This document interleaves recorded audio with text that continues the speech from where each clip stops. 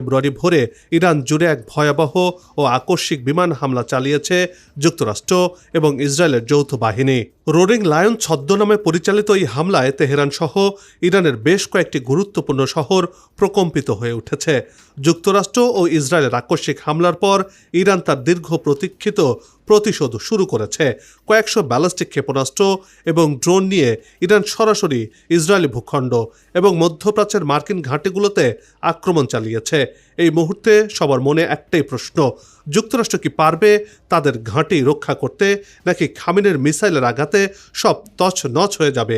এসব খবরের বিশ্লেষণ নিয়ে সাজিয়েছে এবারের পর্ব। বিস্তারিত থাকছে প্রতিবেদনে।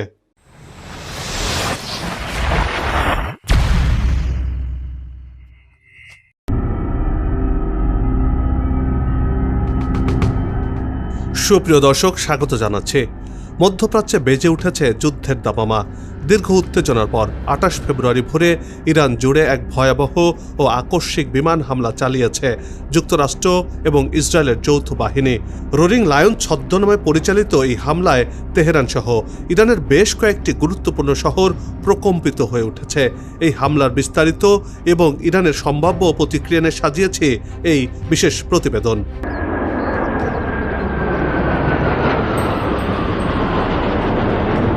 শনিবারের শান্ত সকাল হঠাৎ করে রূপ নেয় রণক্ষেত্রে। এতে করে গোটা মধ্যপ্রাচ্যে যুদ্ধের দামামা বেজে ওঠে। যুক্তরাষ্ট্র ও ইসরায়েল 28 ফেব্রুয়ারি যৌথভাবে ইরানের ওপর হামলা চালিয়েছে। তেহরান সহ দেশটির 6টি শহরে হামলা চালানো হয়েছে। এর পরপরই কঠোর বার্তা দিয়েছেন যুক্তরাষ্ট্রের প্রেসিডেন্ট ডোনাল্ড ট্রাম্প। তিনি জানিয়েছেন কেন ইরানের যৌথ হামলা চালিয়েছে ইসরায়েল এবং যুক্তরাষ্ট্র। ট্রাম্প তার সামাজিক যোগাযোগ মাধ্যম ট্রুথ সোশ্যালে বলেছেন, আমরা তাদের ক্ষেপণাস্ত্র শিল্প মাটিতে মিশিয়ে দেব। যুক্তরাষ্ট্রের সামরিক বাহিনী একটি বড় এবং চলমান অভিযান শুরু করেছে। ট্রাম্প এও জানিয়েছেন, যুক্তরাষ্ট্রের নৌবাহিনী ইরানের সবকিছু ধ্বংস করে দেবে।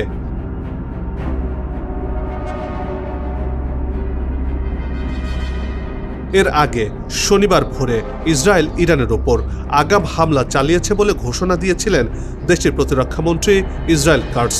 একই সময়ে ইসরায়েল জুড়ে সতর্কতামূলক সাইরেন বেজে ওঠে এবং নাগরিকদের নিরাপদ আশ্রয়ের কাছাকাছি থাকতে নির্দেশনা দেওয়া হয়।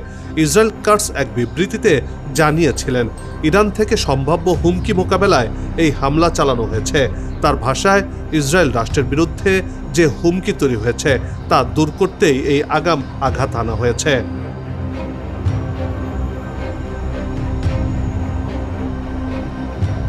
ইরানের রাজধানী তেহরানে বিস্ফোরণের শব্দ শোনা গেছে এবং আকাশে ধোঁয়া উঠতে দেখা গেছে বলে বিভিন্ন সূত্র জানিয়েছে। হামলার পরপরই পুরো ইরানে জরুরি অবস্থা ঘোষণা করা হয়েছে, আকাশসীমা বন্ধ করে দেওয়া হয়েছে এবং সর্বোচ্চ নেতা আয়াতুল্লাহ আলী খামেনিকে নিরাপদ স্থানে সরিয়ে নেওয়া হয়েছে। ইরানের পক্ষ থেকে সরাসরি কোনো সময়সীমা জানানো না হলেও দেশটির রাষ্ট্রীয় সংবাদ সংস্থাগুলো একে বর্বরতা হিসেবে উল্লেখ করেছে।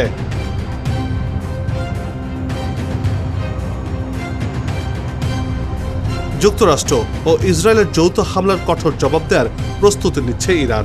দেশটির একজন কর্মকর্তা বার্তা সংস্থা রয়টার্সকে তথ্য জানিয়েছেন, ইরানে ব্যাপক হামলা হলো প্রেসিডেন্ট মাসুদ পেজেশকিয়ান নিরাপদে রয়েছেন বলে জানিয়েছেন দেশটির কর্মকর্তারা। বার্তা সংস্থা রয়টার্স জানিয়েছে, ইরানের তরফ থেকে পাল্টা হামলাগুলো ক্র্যাশিং বা চূর্ণ বিচূর্ণকর এবং কঠোরভাবে চালানো হবে বলে হুঁশিয়ারি দিয়েছে ইরানের কর্মকর্তারা।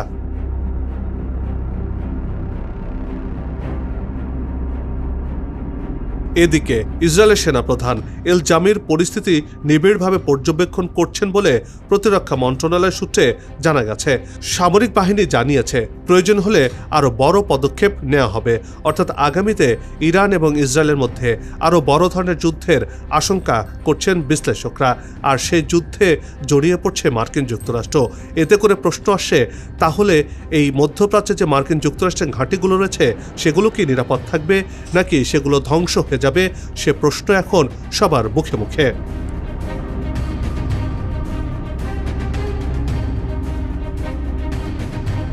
তেহরানের আকাশে যখন ধোঁয়া উঠছে তখনই ইরানের মিসাইল ইউনিটগুলো থেকে একের পর এক ক্ষেপণাস্ত্র দক্ষিণ ও পশ্চিমের দিকে ছুটে যেতে দেখা গেছে। ইরানের পশ্চিমাঞ্চলে পাহাড়ের গুহা থেকে এই হাইপারসোনিক এবং ব্যালিস্টিক ক্ষেপণাস্ত্র ইসরায়েল ও মার্কিন যুক্তরাষ্ট্রের লক্ষ্যবস্তুর দিকে ধেয়ে যাচ্ছে। ইরানের ইসলামিক রেভলিউশনারি গার্ড কর্পস দাবি করেছে তারা ইরানের সার্বভৌমত্ব রক্ষায় এবং শত্রুর আগ্রাসনের দাঁত ভাঙা জবাব দিতেই পাল্টা হামলা শুরু করেছে।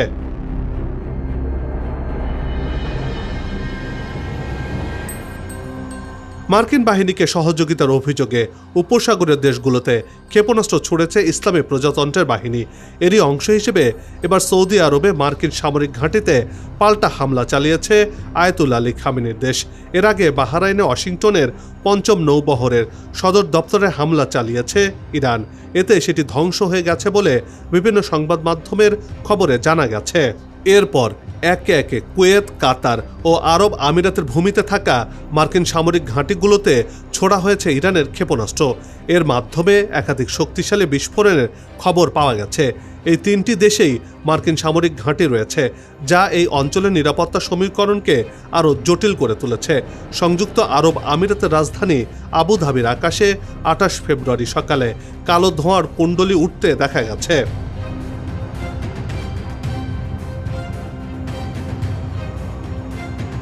পরিস্থিতির ভয়াবহতা বিবেচনা করে বাহরাইনের স্বরাষ্ট্র মন্ত্রণালয় একটি জরুরি নির্দেশনা জারি করেছে। সেখানে দেশটির সকল নাগরিককে খুব দ্রুত নিরাপদ স্থানে আশ্রয় নেওয়ার জন্য জোরালো আহ্বান জানানো হয়েছে। উপসাগরীয় এই দেশগুলোতে বিস্ফোরণের ঘটনা এমন এক সময় ঘটল যখন ইরান ও ইসরায়েলের মধ্যে সরাসরি সংঘাত শুরু হয়েছে।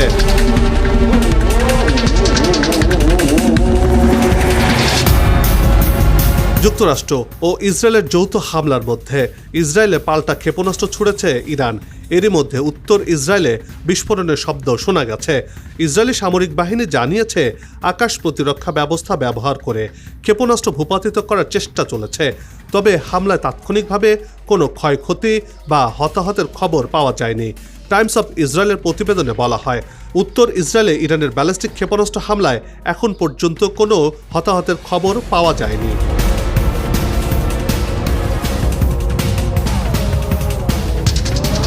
প্রতিবেদনে এও বলা হয়, ইরান থেকে কমপক্ষে 2টি ক্ষেপণাস্ত্র নিক্ষেপ করা হয়েছে, যার মধ্যে একটি খোলা জায়গায় আঘাত এনেছে বলে জানা গেছে। আইডিএফ জানিয়েছে ইরান থেকে আরও একটি ব্যালিস্টিক ক্ষেপণাস্ত্র উৎক্ষেপণ শনাক্ত করা হয়েছে। ইসরায়েলের ডিফেন্স ফোর্স এক বিবৃতিতে জানিয়েছে ইসরায়েলের ভূখণ্ড লক্ষ্য করে ইরানের দিক থেকে আসা কিছু ক্ষেপণাস্ত্র তারা চিহ্নিত করেছে। ইসরায়েলের সাধারণ জনগণকে হোম ফ্রন্ট কমান্ডের নির্দেশনা অনুসরণ করার নির্দেশনা দিয়েছে ইসরায়েলি সেনাবাহিনী। ইসরায়েল এরই মধ্যে তাদের নাগরিকদেরকে নিরাপদ আশ্রয়ে থাকার নির্দেশনা দিয়েছে এবং সারা দেশে রেড অ্যালার্ট জারি করেছে।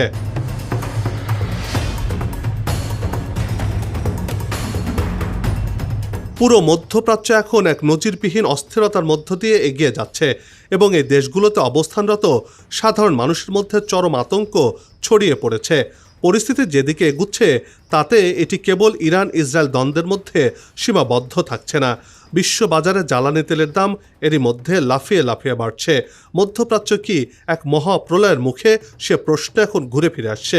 বিশ্ব এখন রুদ্ধশ্বাসে তাকিয়ে আছে পরবর্তী পদক্ষেপের দিকে। এই সংঘাত কি পূর্ণাঙ্গ আঞ্চলিক যুদ্ধে রূপ নেবে, নাকি আন্তর্জাতিক সম্প্রদায়ের হস্তক্ষেপে পরিস্থিতি শান্ত হবে, তা এখন সময়ের ব্যাপার।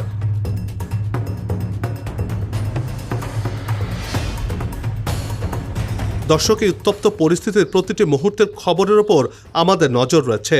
তাই এসব খবরের সর্বশেষ বিশ্লেষণমূলক তথ্য জানতে আমাদের সাথেই থাকুন। সবার সুস্বাস্থ্য আর মঙ্গল কামনা করে আজকের এই প্রতিবেদন এখানেই শেষ করছি। আগামীতে আবারও হাজির হব নতুন কোনো খবর আর তার বিশ্লেষণ নিয়ে। নিজে ভালো থাকুন, দেশকে ভালো রাখুন, আমাদের সাথেই থাকুন। ধন্যবাদ।